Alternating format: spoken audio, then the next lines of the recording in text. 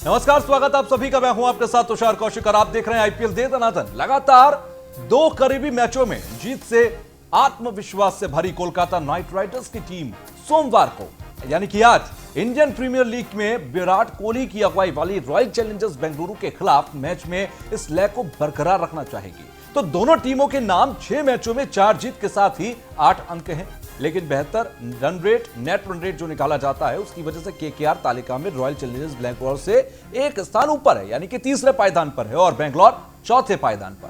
KKR और RCB दोनों की परेशानी बल्लेबाजी है और इस टीम के जो मुख्य बल्लेबाज हैं जो लय बरकरार नहीं रख पा रहे, ये उनके लिए सबसे बड़ी चुनौती है। केकेआर ने हालांकि चेन्नई सुपर किंग्स और किंग्स 11 पंजाब के खिलाफ पिछले 2 मैचों में आखिरी ओवरों में शानदार गेंदबाजी से मैच का पासा पलटा है, जिससे टीम का मनोबल काफी बड़ा हुआ होगा और आरसीबी के खिलाफ ये गेंदबाज की जो लय है वो बरकरार रहना चाहेगी। ऐसे में कप्तान कोहली की दमदार बल्लेबाजी से शनिवार को चेन्नई सुपर किंग्स को 37 रन से शिकस्त देने के बाद रॉयल चैलेंजर्स बेंगलुरु की कोशिश भी जीत की लय बरकरार रखने की होगी। लेकिन आज जब केकेआर और बेंगलुरु आमने सामने ठीक 7:30 बजे शारजाह की पिच पर होंगे तो वहां का तापमान कैसा होगा, रन कितने कौन बनाएगा और किसका क्या माहौल रहेगा, एक पहले रिपोर्ट देखिए। रिपोर्ट के बाद आकर चर्चा करेंगे एक्सपर्ट्स के साथ।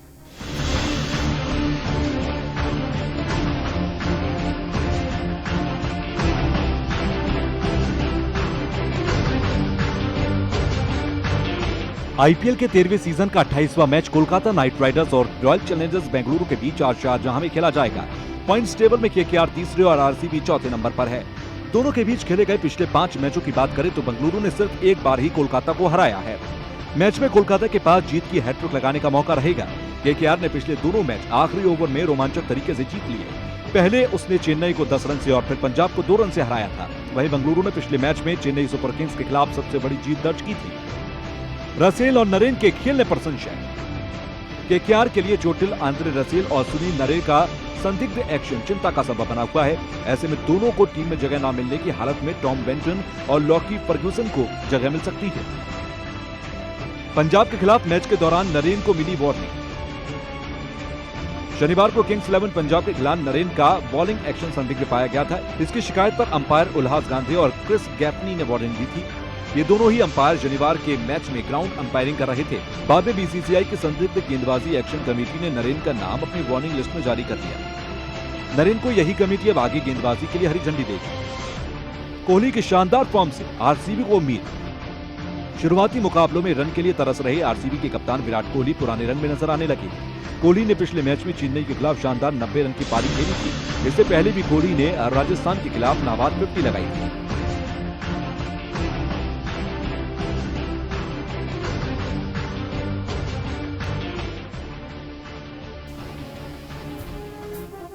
तो शारजाह के मैदान पर एक बार फिर से, क्योंकि शारजाह के मैदान के लिए कहा जाता है कि यहां पर स्कोर बड़ा रखना बहुत आसान होता है क्योंकि छोटा एक मैदान है और यहां पर बाउंड्रीज आप आसानी से लगा सकते हैं। अब लेकिन सवाल यह है कि पिच और मौसम किसे सपोर्ट करेगा। तो सबसे पहले आपको पिच और मौसम का जो मिजाज है वो बता देते हैं। तो ये हम बात करते हैं पिच की, तो आसमान शारजाह के अंदर साफ है, यानी कि बारिश की कोई संभावना नहीं और बारिश की अगर संभावना नहीं तो आपको जरा भी चिंतित होने की जरूरत नहीं।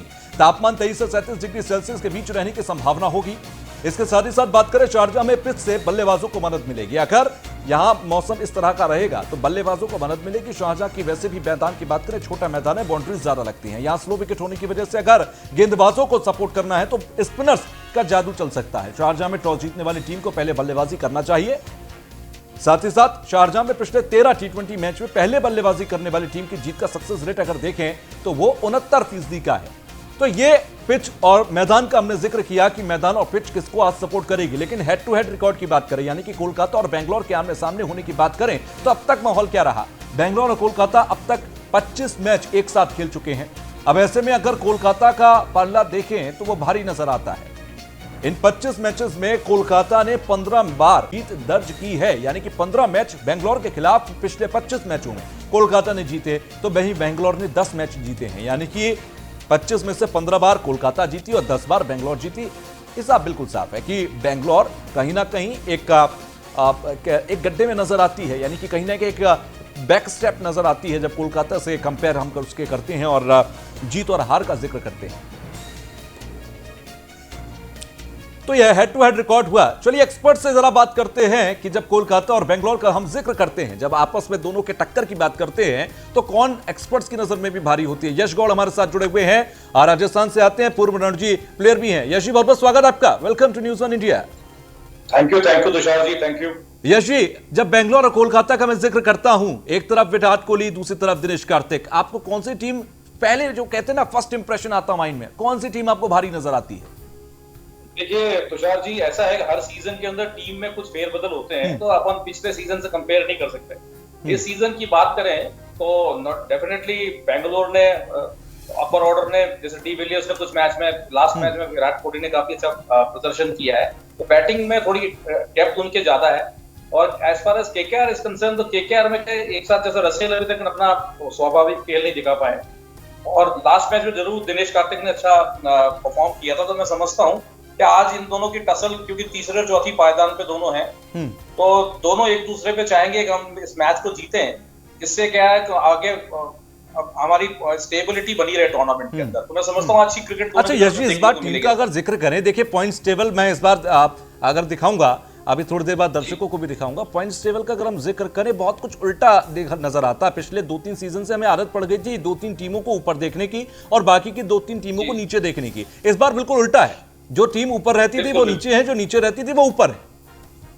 हाँ बिल्कुल, मैं आपकी बात से सहमत हूँ, लेकिन अभी तुषार जी क्योंकि 50% के आसपास टूर्नामेंट ये ऑलरेडी हो चुका है, तो अब ये इस लेवल पे टूर्नामेंट आ चुका है कि अब अगर करो मोरा वाली स्थिति है, जो नीचे रह गए, जैसे चेन्नई 7th नंबर पे है, पंजाब 8वें नंबर पे, तो अगर वो मेकअप नहीं करेंगे तो फिर टूर्नामेंट में उनका बने रहना बहुत मुश्किल हो जाएगा। ऐसा मैं समझता हूँ। और जहां तक ये अभी बस 4 के अंदर दोनों टीमें हैं, तीसरे नंबर पे केकेआर है, 4 पे बेंगलुरु है, तो मैं समझता हूँ ये चाहेंगे कि हम बने रहे टूर्नामेंट में और इसी तरह से जीतते रहे, क्योंकि आज इनका दोनों का 7वां मैच है। अच्छा, बेंगलोर का मैं जिक्र करूं, पिछले 1-2 सीजन में, हालांकि हर सीजन में टीम की स्ट्रेंथ बदलती है, टीम की लय बदलती है। पिछले 2-3 सीजन से बेंगलोर को हम कम आंक रहे थे, या पिछले सीजन की खासतौर से बात कर लूं, बेंगलोर में ज्यादा दम दिखाई नहीं दे रही थी, टीम में भी बहुत ज्यादा कोई बड़ा चेंजेस नहीं है, लेकिन इस बार बहुत पॉलिश्ड है सारे के सारे। फील्डिंग आप देख लीजिए, आप गेंदबाजी के पॉइंट ऑफ व्यू पर आ जाइए, पिछले मैच में तो विराट कोहली ने भी अपनी जिम्मेदारी समझ ली, तो अब पॉलिश हो गई है टीम। बिल्कुल, अब फोकस होकर खेल रहे हैं और ये सब अपना 100% दे रहे हैं, इसलिए टीम अपना अच्छा कर रही है, कॉम्बिनेशन टीम का अच्छा है। अच्छा, केकेआर का मैं जिक्र करूं, अभी तक लय में नजर नहीं आ रही। आंद्रे रसेल से बहुत उम्मीदें हैं, बहुत ज्यादा बेहतर नहीं है। सुनील नरेन से बहुत ज्यादा उम्मीदें हैं, बहुत कुछ नजर नहीं आ रहा है। ऐसे 1-2 प्लेयर्स और हैं, उनका भी जिक्र करूं, और सुनील नरेन और मैं जिक्र करूं उनका, आंद्रे रसेल का, आज दोनों के खेलने पर संशय भी है। हाँ बिल्कुल, आप सही कह रहे हैं। कई बार क्या होता है, प्लेयर बिल्कुल सही टाइम पे क्लिक नहीं करता है, और ये कोविड के चक्कर में कई लोग प्रैक्टिस में भी इतना ज्यादा नहीं थे, और अभी, लेकिन मैं समझता हूँ आज इन लोगों को अपनी जिम्मेदारी, अगर ये खेलते हैं नरेन और रसेल, तो उनको अपनी जिम्मेदारी को बिल्कुल समझते हुए टीम को कंट्रीब्यूशन देना ही पड़ेगा, तो ही केकेआर बेंगलुरु पे विजय पा पाएगी। क्योंकि उधर से बैटिंग अगर आप देखें टॉप ऑर्डर का, डी विलियर्स का, विराट कोहली का, तो काफी अच्छा ये स्टार्ट दे रहे हैं, और अगर ये स्टार्ट अगर आज भी उन दोनों को दे दिया तो केकेआर के लिए एक समस्या हो जाएगी। ठीक है यश जी, मैं लौटता हूं आपके पास। ये एसपी यादव भी हमारे साथ जुड़ गए हैं, क्रिकेट कोच हैं। एसपी जी, बहुत बहुत स्वागत आपका न्यूज़ वन इंडिया में। जब हम बात करते हैं, ये सवाल मैंने अभी यश जी से भी पूछा था, कि जब हम बात करते हैं कोलकाता और बेंगलोर की, विराट और कार्तिक की, आपको कौन सी टीम फर्स्ट इंप्रेशन में हैवी नजर आती है, एक पोटेंशियल नजर आता है, जरा बताएं। जी, अभी देखा जाए केकेआर और आरसीबी के बीच में, तो मेरे हिसाब से आरसीबी केकेआर पर भारी पड़ती हुई नजर आ रही है, क्योंकि अभी कुछ मैचों में आरसीबी अच्छा कर रहे हैं, और इसमें बहुत खास बात यह है कि जो कप्तान विराट कोहली है, उनका फॉर्म में, जबरदस्त फॉर्म में लौटना एक केकेआर के लिए बड़ी मुश्किल पैदा कर सकती है। अच्छा, मैं बात करूं बेंगलोर के, पहले बैटिंग ऑर्डर पर आ जाते हैं। बेंगलोर के बैटिंग ऑर्डर की हम बात करें तो विराट कोहली ने पिछले मैच में अपनी जिम्मेदारी समझी, एबी डिविलियर्स ने शुरुआत में अपनी थोड़ी जिम्मेदारी समझी थी। इसके अलावा 1-2 प्लेयर्स, ओपनर्स की बात कर लें तो ये 4-5 जो बैट्समैन हैं जो शुरुआत में आते हैं और मिडिल ऑर्डर को संभालते हैं, या ओपनर्स हैं, आपको लगता है कि आज शारजाह का मैदान जो है, क्योंकि छोटा मैदान है, बाउंड्रीज बहुत ज्यादा लगती हैं, तो आज बाउंड्रीज के हम अंबार देख सकते हैं, क्योंकि उधर आपके पास हिटर्स हैं, केकेआर में भी, इधर बेंगलोर में भी हिटर्स हैं। जी, हाँ जी, देखिए शारजाह का मैदान है, बाउंड्री तो छोटी है, लेकिन मेन चीज डिपेंड करता है कि टीम कैसी खेलती है। बाउंड्री की तो बात बाद में आती है। जैसे अगर आरसीबी अगर पहले बैटिंग करती है तो, या केकेआर पहले बैटिंग करती है, कोई भी टीम, तो जो उनको ओपनर बैट्समैन है उनको 6 ओवर तक तो जो बिल्कुल विकेट नहीं जाना चाहिए, और 6 ओवर में कम से कम 60 रन होने चाहिए, 60-65 रन। इसके बाद जो नीचे के बैट्समैन जो मिडिल ऑर्डर है, विराट कोहली और डिविलियर्स, ये सारे इनको हाथ खोलने का पूरा मौका मिलेगा तो हम छोटी बाउंड्री का बहुत ज्यादा फायदा ले सकते हैं। अच्छा, एक चीज और है, आज नरेन और आंद्रे रसेल के खेलने पे थोड़ा असमंजस है। एक तो नरेन का जो बॉलिंग एक्शन था वो थोड़ा सस्पिशियस था और उस पर अभी फैसला नहीं है। दूसरा, आंद्रे रसेल को भी थोड़ी समस्या है। मेरा सवाल ये है कि अगर ये दोनों नहीं खेलते तो क्या इनकी जगह, जो अभी तक दो नाम आ रहे हैं, मैं उन दोनों नामों का जिक्र कर देता हूं। एक तो मैं बात करूं टॉम बेंटन और लॉकी फर्ग्यूसन, इन दोनों के नाम सामने आ रहे हैं कि इनको उनके साथ रिप्लेस किया जा सकता है। आपको लगता है कि उस स्पेस को ये फिल करने में और अवेल करने में कामयाब हो जाएंगे? जी जी जी, देखिए ये दोनों प्लेयर जो हैं, रसेल और नारायण, ये दोनों बहुत अच्छे प्लेयर हैं, लेकिन अगर ये खेल नहीं पाते हैं तो वो दोनों नाम इनसे तुलना तो नहीं कर सकते हैं, लेकिन फिर भी बेटर है। अगर उनके जगह पे इन दोनों लोगों को खिलाया जाए तो मेरे हिसाब से बेटर है। लेकिन नारायण और रसेल, इनका तो कोई जवाब नहीं। अगर ये दोनों खेलते तो शायद कोलकाता के लिए और अच्छी बात हो सकती थी। यश जी, कुछ प्लेयर ऐसे होते हैं जिन पर इतना यकीन क्रिकेट लवर्स को होता है, उनको लगता है कि ये अगर अभी है क्रीज पर तो मैच में दम बाकी है, और ऐसे में नरेन भी हैं, ऐसे में रसेल भी हैं, ऐसे में आप उधर अगर आप इधर बेंगलोर की तरफ चले जाएं, डिविलियर्स हैं, विराट कोहली हैं, जब तक ये क्रीज पर होते हैं एक विश्वास बना रहता है। आपको लगता है कि आज दोनों टीम के पास ऐसे खिलाड़ी हैं, और क्योंकि शारजहां का मैदान है, अगर सपोर्ट बल्लेबाजों को किया तो एक बड़ा स्कोर होगा, तो ये बड़ा रोमांचक मैच होने जा रहा है? मैं बिल्कुल आपकी बात से सहमत हूँ, और मैं तुषार ये बोलना चाहूंगा, जो बेंच स्ट्रेंथ है वो मैं किसी भी खिलाड़ी को एक दूसरे से कम आग नहीं आंकूंगा।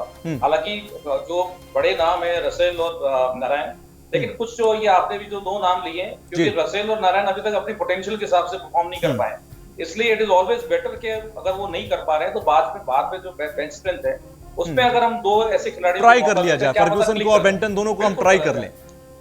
इसका एक बेस्ट उदाहरण राहुल त्रिपाठी को देखिए, कुछ मैचों में नहीं खेले लेकिन लास्ट मैच में कितना अच्छा परफॉर्म किया था उन्होंने।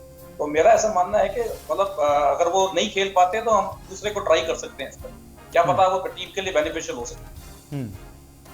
अच्छा, गेंदबाजों का यश गौर जी मैं जिक्र करूं तो गेंदबाजों में आपको लगता है शारजाह के मैदान पर कौन सा वो गेंदबाज होगा जो गेम चेंजर हो सकता है?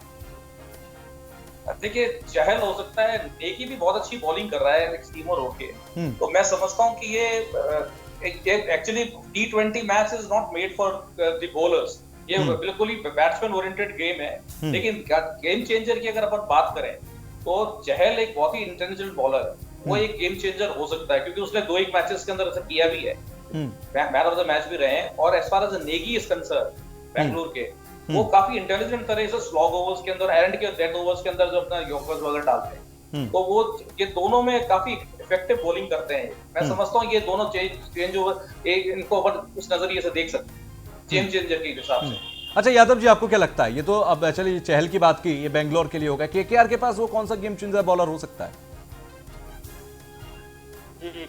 केकेआर के पास अगर नारायण, तो अगर आज खेलते हैं, अगर कुछ ऐसा होता तो मेन तो सुनील नारायण ही होंगे गेम चेंजर बॉलर, अगर जाहिर सी बात है।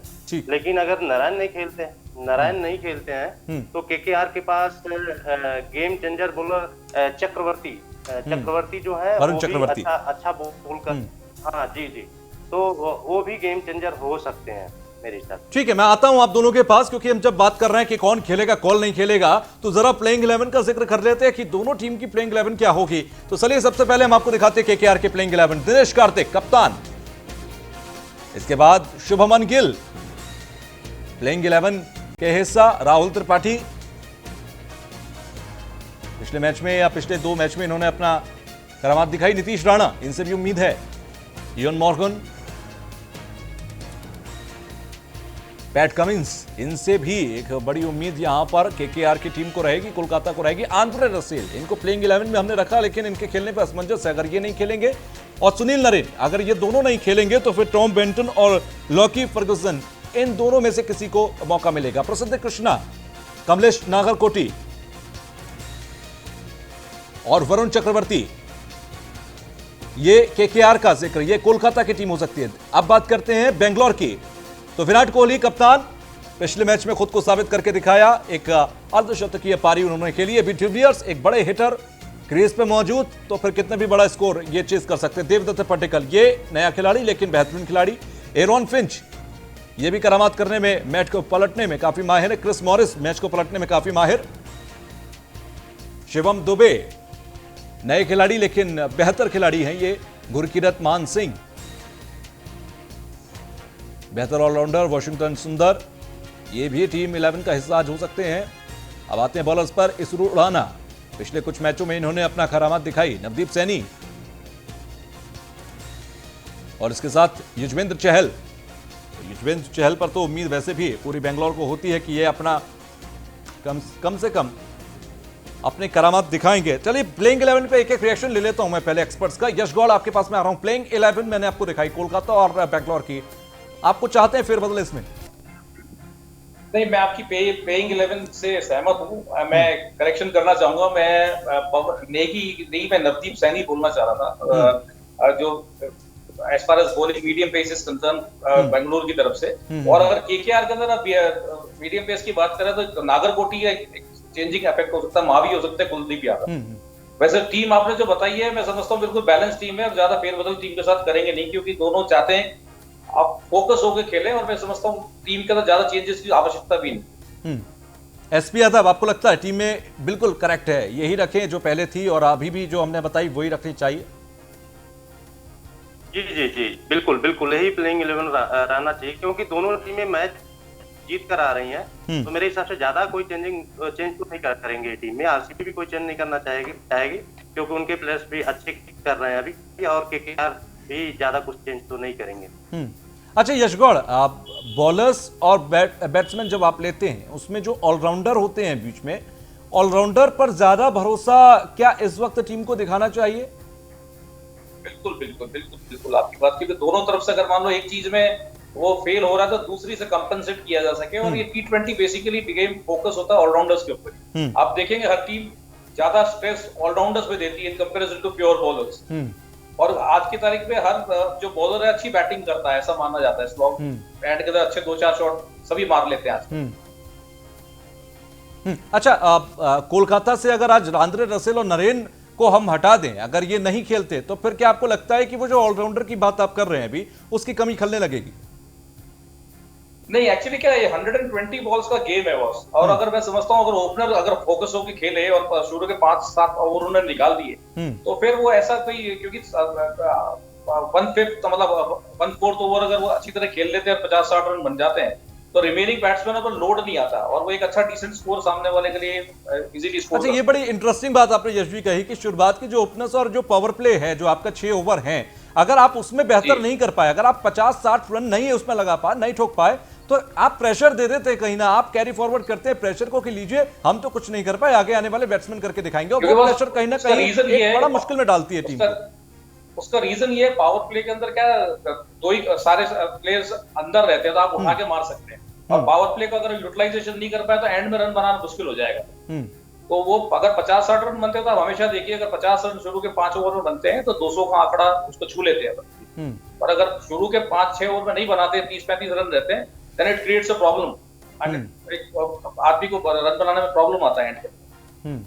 ठीक है एसपी यादव, मैं आपसे जरा ये समझना चाहूंगा कि अभी आप देखिए, जैसे बेंगलोर और आप कोलकाता दोनों टीम को देखिए, मिक्स प्लेयर्स हैं, अनुभवी खिलाड़ी भी हैं, तो नया जोश भी है। आपको अभी तक के जो मैचेस हैं उसमें क्या महसूस हो रहा है कि जो यंग टैलेंट आया है टीम के अंदर, वो करामाती है या अनुभवी? क्योंकि अनुभव जो होता है वो कहीं ना कहीं आपको कदम उठाने में थोड़ा सोचने के लिए समझ देता है, और कहीं ना कहीं वो टाइमिंग की दिक्कत होती है कि आप हिट लगाना चाहते हैं, हिट की जरूरत है, लेकिन अनुभव आपको कह रहा है कि हिट नहीं लगाना। तो आपको लगता है कि ये जो नया टैलेंट आया है, ये जो जोश भरा हुआ टैलेंट है दोनों टीम के पास, ये थोड़ा सा गेम चेंजर है? जी जी जी बिल्कुल।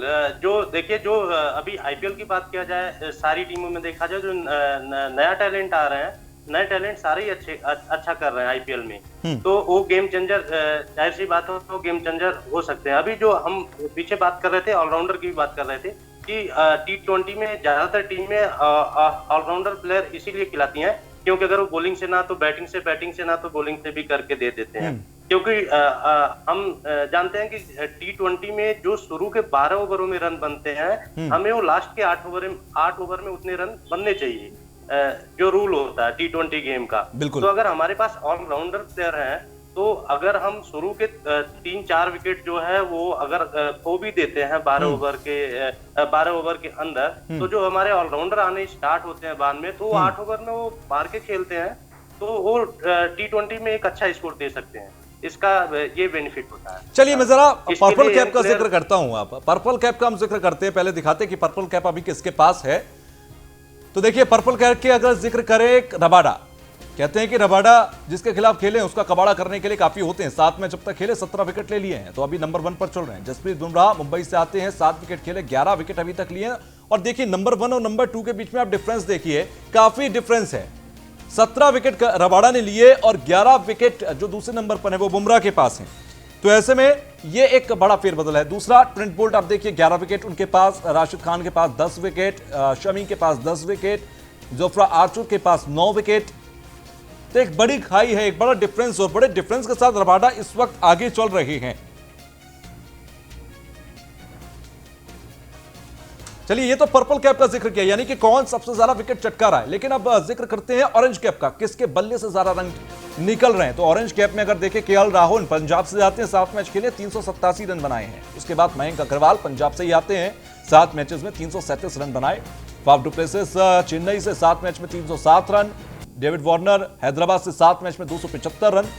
जॉनी बेयरस्टो एक बड़े हिटर हैं, लेकिन वो काफी पीछे हैं। तो केएल राहुल और मयंक अग्रवाल के बीच में एक अंतर जरूर दिख रहा है।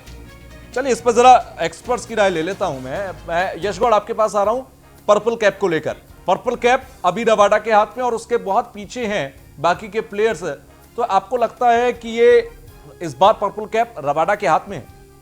मैं बिल्कुल आपकी बात से सहमत हूँ। कारण क्या है, अगर रबाडा की आप टूर्नामेंट में परफॉर्मेंस देखेंगे तो बड़ा स्टेबल तरीके से परफॉर्म किया है। हर मैच के अंदर उन्होंने अपना इम्पैक्ट छोड़ा है। यही कारण है कि वो दूसरे मीडियम पेसर्स, भले वो बुमराह हो, बोल्ट हो, और दूसरे बॉलर से आगे हैं। 17 विकेट है, और सेकंड नंबर पर जैसा आपने बताया जो बॉलर है वो 11 विकेट है जी, 7 से 6 विकेट का डिफरेंस है। मैं समझता हूँ टूर्नामेंट के एंड तक चलेगा, और उनकी टीम भी अच्छा कर रही है रबाडा की। तो मैं समझता हूँ इस टूर्नामेंट में अगर और कोई एब्नॉर्मल कैरेक्टरिस्टिक अगर नहीं आता है, तो मैं समझता हूँ पर्पल कैप रबाडा के, यानी कि रबाडा के खिलाफ खेलते वक्त हर बैट्समैन को थोड़ा डरना चाहिए। फिलहाल पर्पल कैप के विनर हैं। बॉलिंग का बड़ा इंटेलिजेंट बॉलिंग है, उसके बाद वेरिएशन बहुत है बॉलिंग के अंदर, और हर मतलब जब जरूरत होती है विकेट की तो निकाल कर देते हैं टीम को। बिल्कुल बिल्कुल, ये टीम को निकाल के देते हैं। और वो स्लॉग ओवर्स, डेथ ओवर्स, शुरू के ओवर्स में सब में उनका अलग तरह का उनकी स्ट्रेटजी है, मोडस ऑपरेंडी बहुत ये वर्सेटाइलिटी कहीं ना कहीं घातक हो जाती है। चलिए, मैं लौट रहा हूं आपके पास। एसपी यादव, ऑरेंज कैप का जिक्र करूंगा। ऑरेंज कैप को अगर जिक्र करें तो बहुत आगे नजर आते हैं यहां पर केएल राहुल, और काफी अंतर है। दूसरे नंबर पर अगर बात करूं मयंक अग्रवाल, वो भी पंजाब से ही हैं, दोनों पंजाब से हैं। लेकिन केएल राहुल का काफी स्कोर है, अभी काफी आगे है, 387 और 337 से है। जी जी जी, देखिए केएल राहुल और मयंक अग्रवाल एक टाइम 2-3 मैच पहले 8-10 रन का अंतर था इनका, अब 50 का हो गया ऑरेंज कैप में। लेकिन अभी केएल मयंक अग्रवाल दो इनिंग में शायद थोड़ा पहले आउट हो गए, जिसकी वजह से थोड़ा केएल राहुल इतनी अच्छी बैटिंग कर रहे हैं और हर मैच में वो रन बना रहे हैं, तो इसके लिए वो बिल्कुल डिजर्व करते हैं। लेकिन ये बहुत ज्यादा अंतर नहीं है, ये लेकिन बहुत ज्यादा अंतर नहीं है। 50 रन का तो कवर अप हो जाएगा। यश जी, क्या लगता है 50 रन तो कवर अप हो जाएंगे मयंक अग्रवाल और केएल राहुल के बीच में? एक करेक्शन करना चाहूंगा कि केएल राहुल बहुत अच्छा बैटिंग कर रहे हैं, लेकिन अगर टीम उनकी अगर इसी तरह से खेलेगी तो उनको नंबर ऑफ मैचेस कम मिलेंगे, मेरा ऐसा मानना है। अगर वो क्वालिफाई नहीं करते फर्स्ट फोर में, तो हो सकता है जहां तक आज की तारीख में जो ऑरेंज कैप केएल राहुल या मयंक अग्रवाल के बीच में है, वो हो सकता है तीसरा ही आदमी हमको देखने को मिले अगर वो क्वालिफाई नहीं करते हैं तो। मेरा ऐसा मानना है। फाइनल तक पहुंचते अब ये आंकड़े बदल, अगर वो क्वालिफाई नहीं करेंगे तो हो सकता है कोई तीसरा आदमी इस कैप का हकदार बन जाए। चलिए मैं एक बार प्रोडिक्टेबल स्कोर जानना चाहूंगा आप दोनों से। यश जी, सबसे पहले आपका। मैं समझता हूं अगर आज बेंगलुरु फर्स्ट बैटिंग करेगा तो 200 का आंकड़ा बिल्कुल छुएंगे वो लोग, और अगर केकेआर बैटिंग करता है तो 180 के आसपास। और एसपी यादव आपका? जी, अगर आरसीबी बैटिंग करता तो 200 प्लस रन बनाएंगे, और केकेआर करता तो भी नियर अबाउट 200, 190, 195 के आसपास। यानी कि एक बड़ा स्कोर होगा 200 प्लस का, और उसको चेस करना होगा दूसरी टीम जो भी बाद में खेल रही है, चेस कर रही है, और ये बड़ा स्कोर होगा। तो ये एक बड़ा इंटरेस्टिंग होगा कि आज 200 प्लस का स्कोर रहने जा रहा है। बहुत बहुत शुक्रिया हमसे जुड़ने के लिए यश जी, आपका भी, और एसपी यादव आपका भी, कि आपने अपना समय दिया और हमसे बात की। साथ ही साथ हमारे दर्शकों को भी बताया कि आज का मैच कितना इंटरेस्टिंग होने वाला है। लेकिन जाते जाते आपको बता देते हैं पॉइंट्स टेबल पे कौन अभी कहां पर है। तो चलिए पॉइंट्स टेबल देखते हैं। सबसे पहले मुंबई इंडियन पहले नंबर पर, 7 मैच खेले 5 जीते 2 हारे 10 पॉइंट। दिल्ली के पास 7 मैच खेले 5 जीते 2 हारे 10 पॉइंट। कोलकाता तीसरे नंबर पर, आज मैच भी है, 6 मैच खेले हैं अभी तक और 4 जीते हैं और 2 हारे हैं। तो कुल मिलाकर ऐसे स्कोर अगर देखें तो बनते हैं 8। आरसीबी के पास 6 मैच खेले 4 जीते 2 हारे, बने स्कोर 8।